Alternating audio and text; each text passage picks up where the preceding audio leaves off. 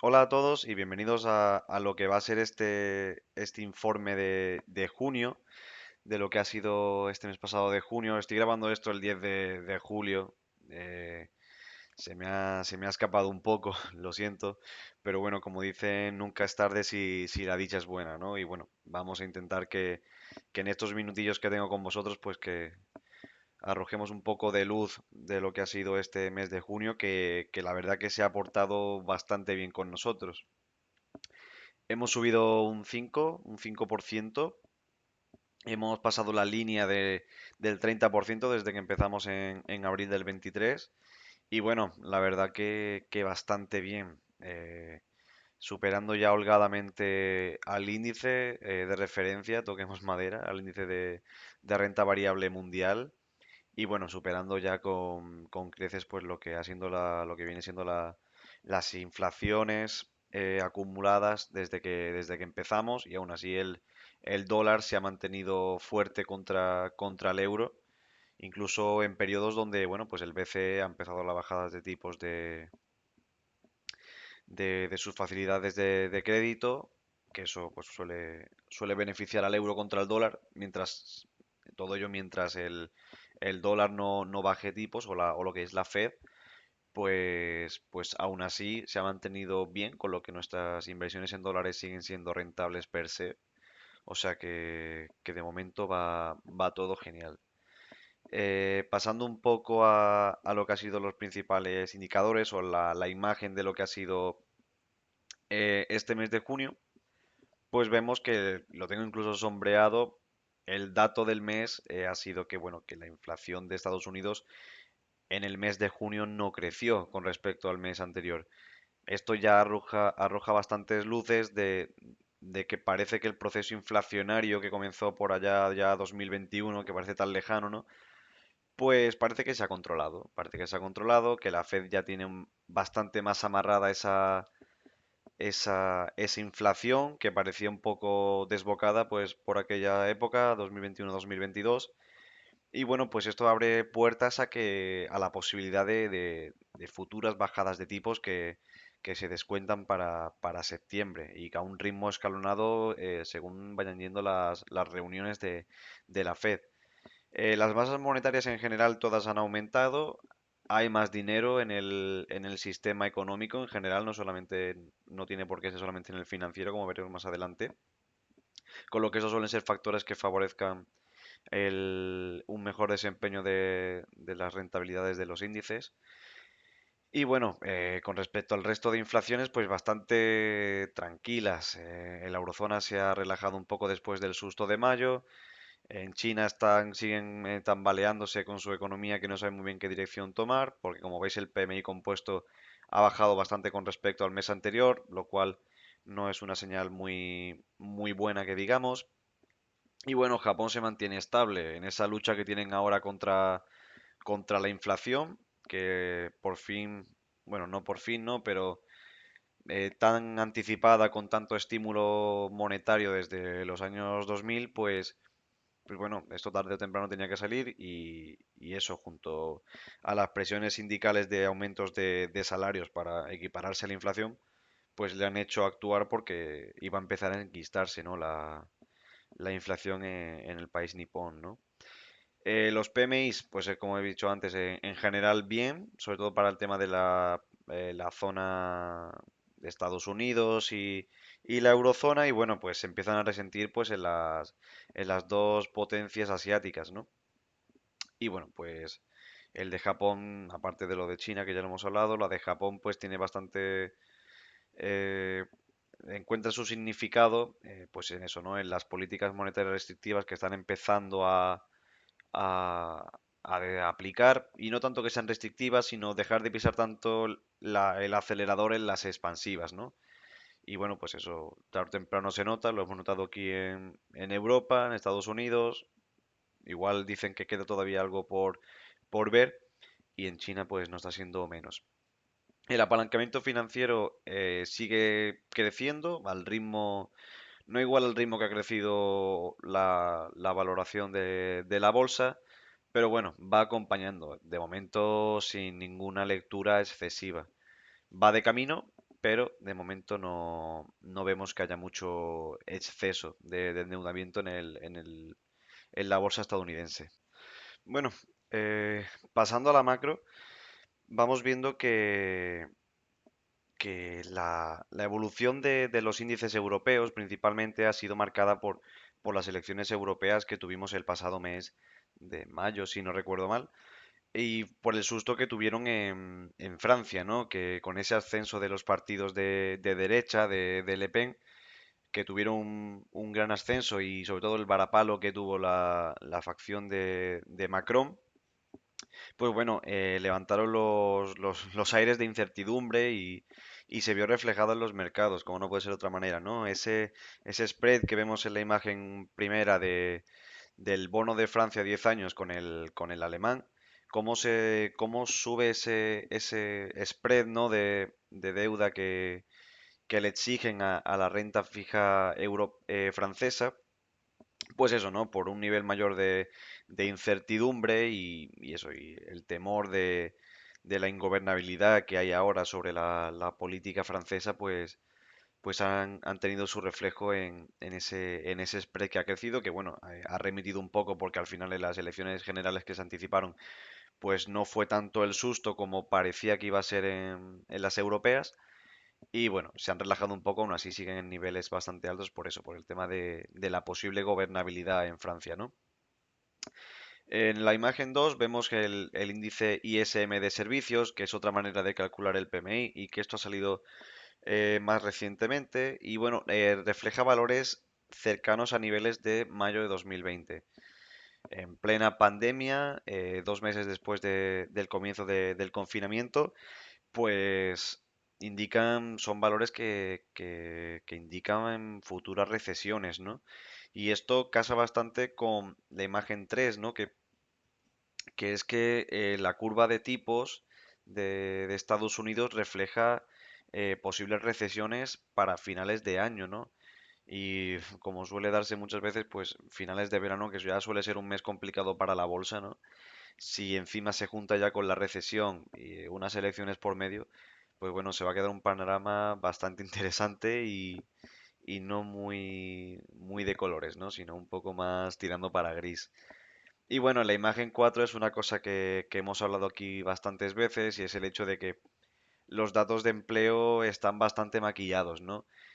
Y bueno, en la línea verde es la que se ve, que es la de el report oficial de, del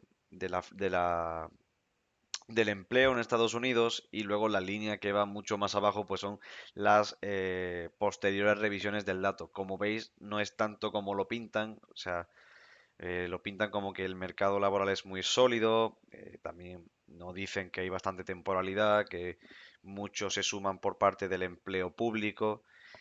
Y bueno, todo eso, juntando toda la imagen, ¿no? Y esa ya parada de tipos, ¿no? Esa inflación mucho más relajada, que en periodos recesivos suele incluso bajar mucho más la inflación porque hay mucho menos consumo y esa presión a los precios no la hay.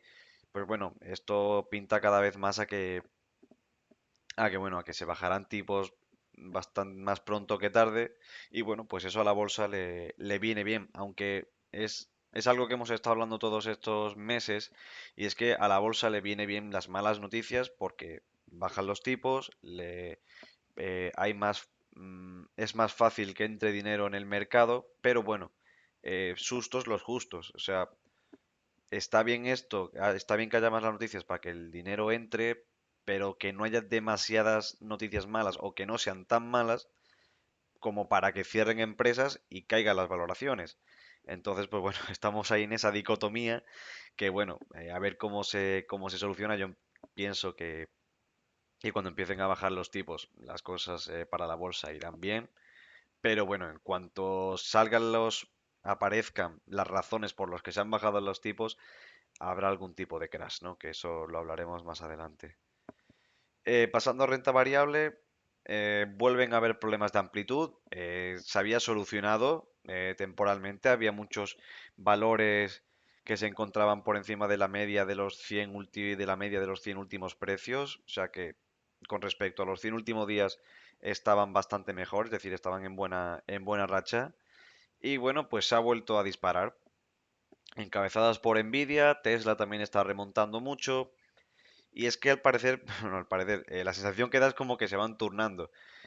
Un día le toca a Nvidia, Nvidia el día siguiente corrige, pero sale Apple, corrige, otro día pega un tirón Tesla, que no sé si en este mes o en las últimas semanas ha subido como un 20%, una auténtica barbaridad. Entonces, pues eso no está favoreciendo a la amplitud de mercado, todo lo contrario, se está concentrando muchísimo otra vez y esto pues no suele ser buen augurio. Cuando la bolsa se concentra mucho, que ya veis que está a unos valores desorbitados, ya hasta niveles de los 60 o incluso anteriores, pues bueno, esto al final tiene que corregir de alguna manera. Y ahí nosotros nos favorecemos mucho de la concentración. Y bueno, cuando este periodo se dé, pues va a tocar salirse de varias posiciones. Las recompras, otra cosa que hemos hablado muchísimo, que es uno de los factores más importantes para las subidas de la bolsa, pues siguen valores récord. Las empresas no saben qué hacer con sus excedentes de liquidez.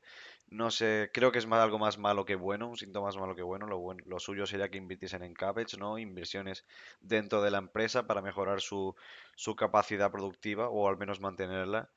Y más que eso, pues lo que hacen es recomprar acciones propias y quitando acciones del mercado y disparando el precio.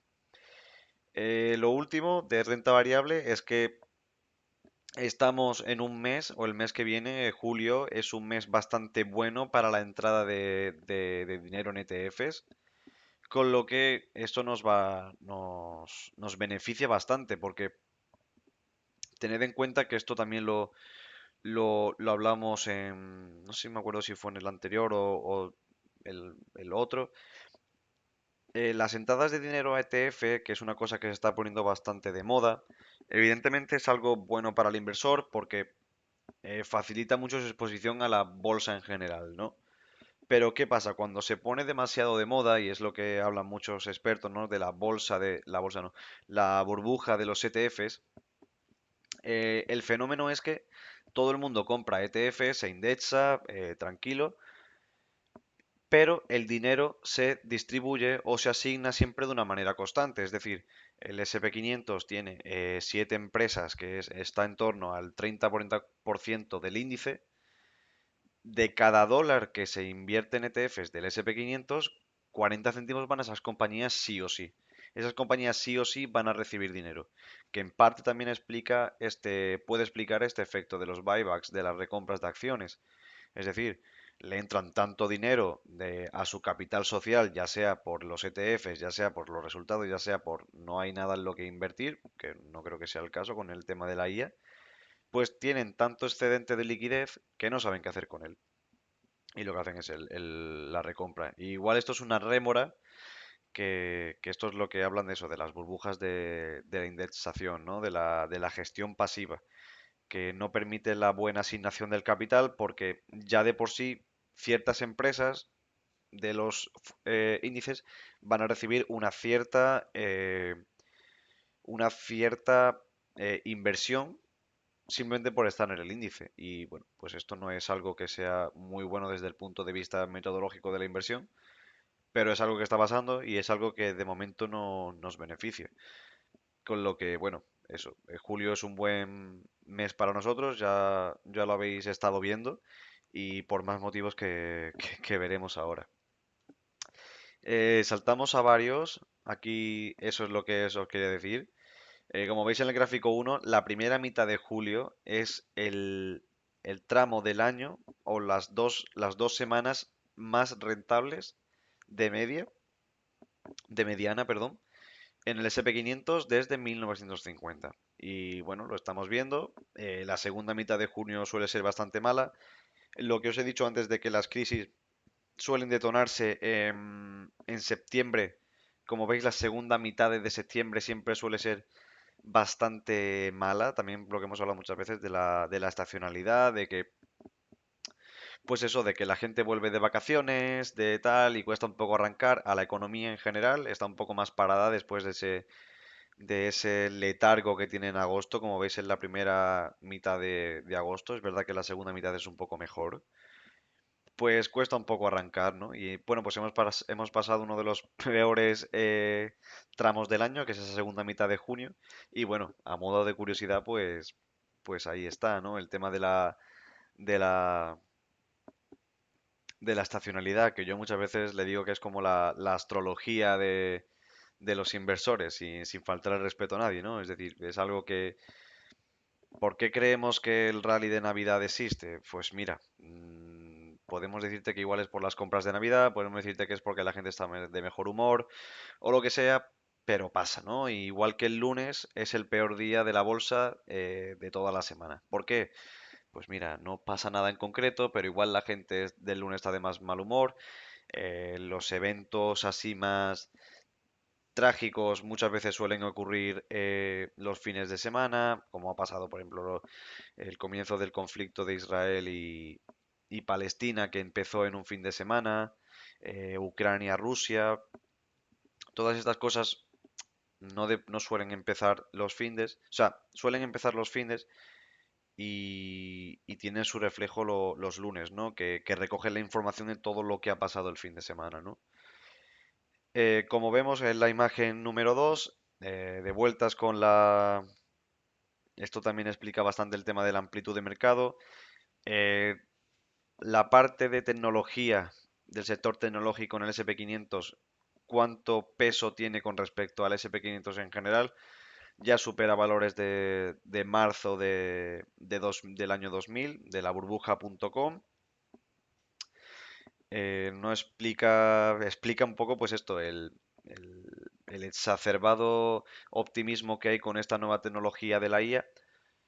Y bueno, como veis, suele corregirse y de manera bastante fulminante. Es verdad que el crecimiento no ha sido tan escarpado, ¿no? Como fue en el año 2000, pero bueno, esto tiene que revertir siempre a un nivel medio y evidentemente esos son procesos de burbuja o de manía y bueno, pues tenderán a corregir y será señal de para que nos salgamos de esos valores y con tiempo.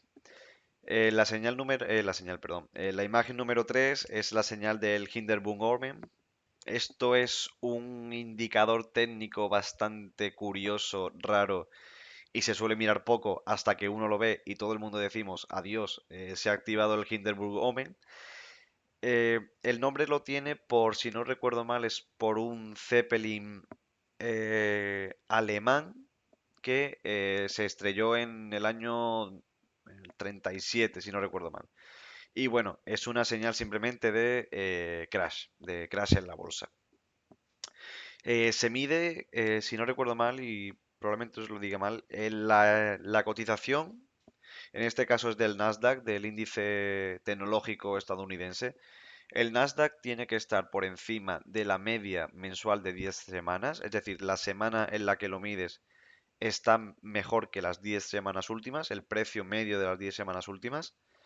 Y aún así también debe haber un gran número de empresas dentro del índice que superan sus máximos de las 52 semanas, es decir, del año, y muchas empresas que baten a la baja su rendimiento del último año. Es decir, el índice va bien con respecto a sus 10 últimas semanas, pero hay mucha disparidad dentro del índice de las empresas que van muy bien y de las que van muy mal. Es decir, no todo el mercado va tirando a una.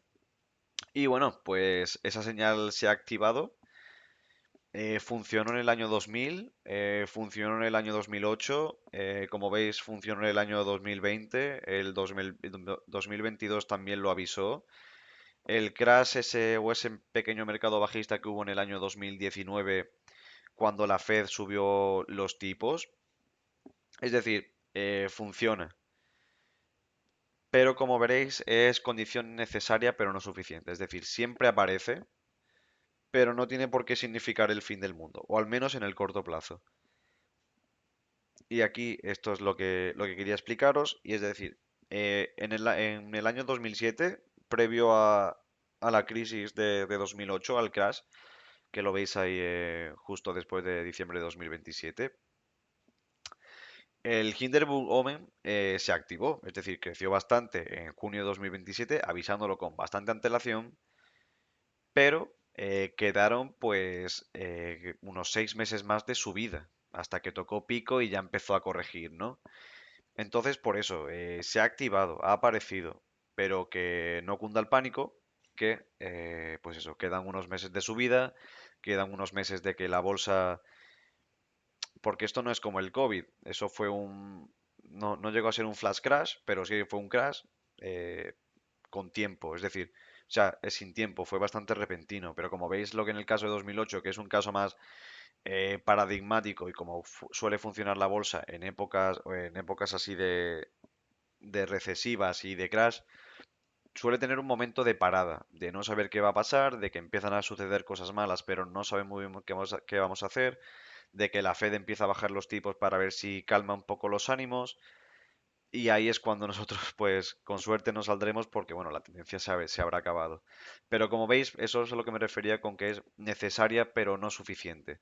Es decir, aparece siempre, pero hace falta algo más. Hace falta algo más, hace falta que la tendencia se empobrezca, que empiezan a haber signos de mercado bajista y que se rompan algunas, eso pues, canales laterales, etcétera.